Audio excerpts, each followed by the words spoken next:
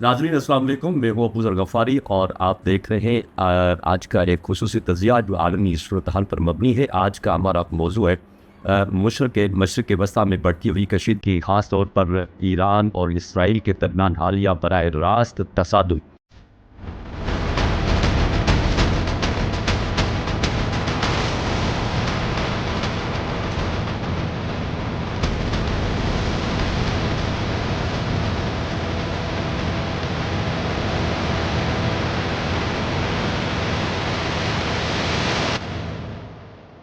गुज़िश्ता दिनों इसराइल की तरफ से ईरान पर जो हमला किया गया उसके बाद पूरी दुनिया के सिफारती हलकों में ये सवाल उठ रहे हैं कि आया इसराइल का असल हदफ सिर्फ ईरान का न्यूक्लियर प्रोग्राम है या उसके पीछे कोई वसी तक मनसूबा कार फरमा है।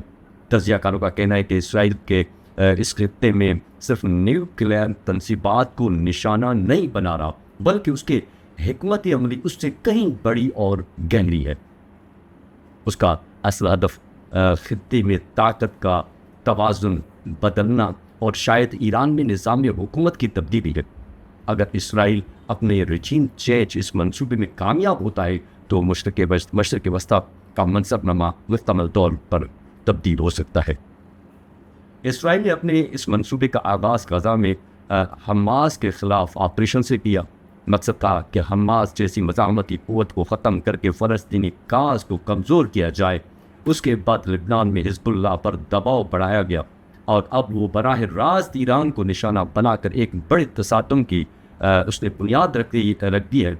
और यही नहीं कि अगला हदफ मुमकिन तौर पर यमन के हौसी कबाइल हो सकते हैं जो सऊदी अरब और मुत्तहदा अरब इमारात के लिए पहले ही बड़ा ख़तरा समझे जाते थे।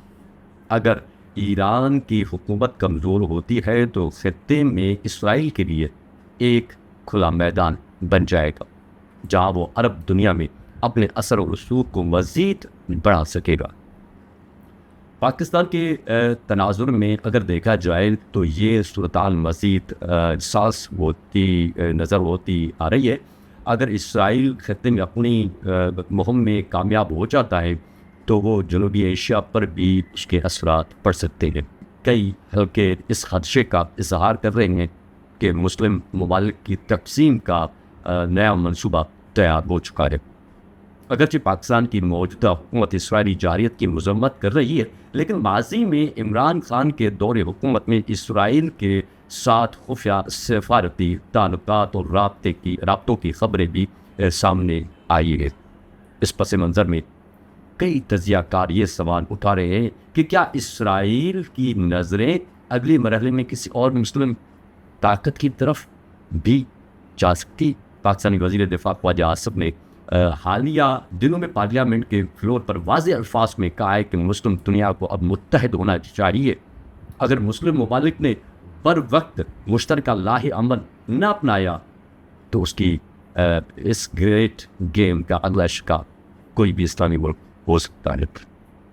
जनाब स्पीकर, मैं इस ईवान की वसातत से मुकम्मल यकजहती का इजहार हम करते हैं अपने ईरानी भाइयों के साथ, और इस आजमाइश की घड़ी में हम उनके साथ हैं, हर तरीके से उनके साथ हैं।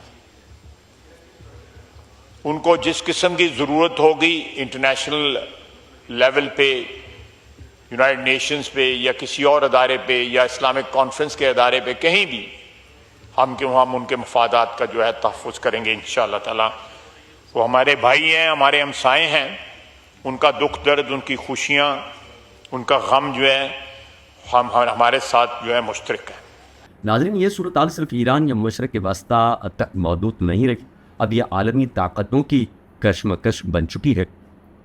इसराइल दर हकीकत एक नया वर्ल्ड ऑर्डर तश्कील देना चाहता है जिसमें मशरिक़ वस्ता की ताकतवर इस्लामी ममालिक कमज़ोर हो और ख़ित्ते में अमेरिका और इसराइल का असर रसूख मज़ीद मजबूत हो। ये लम्हा फ़िक्रिया है कि क्या मुस्लिम दुनिया इस गेम को समझ कर कोई मुअस्सर हिकमत अमली बनाएगी या फिर तारीख़ एक और अलमिया रकम करेगी। क्या मुसलमान ममालिक एक नई सलीबी گریٹ گیم کا شکار بننے جا رہے ہیں؟ کیا ہم وہی غلطیاں دہرا رہے ہیں جو عراق، لیبیا، شام، افغانستان میں کی گئی؟ کیا اس دفعہ ایران تنہا رہ جائے گا؟ ایک اسلامی دنیا متحد ہو کر ایک نئی تاریخ رقم کرے گی؟ ان تمام سوالات کے جوابات آنے والے دنوں میں آپ لوگوں کو ملیں گے۔ اس کے ساتھ میں میزبان ابو ذر غفاری کو اجازت دیں۔ اللہ نگہبان۔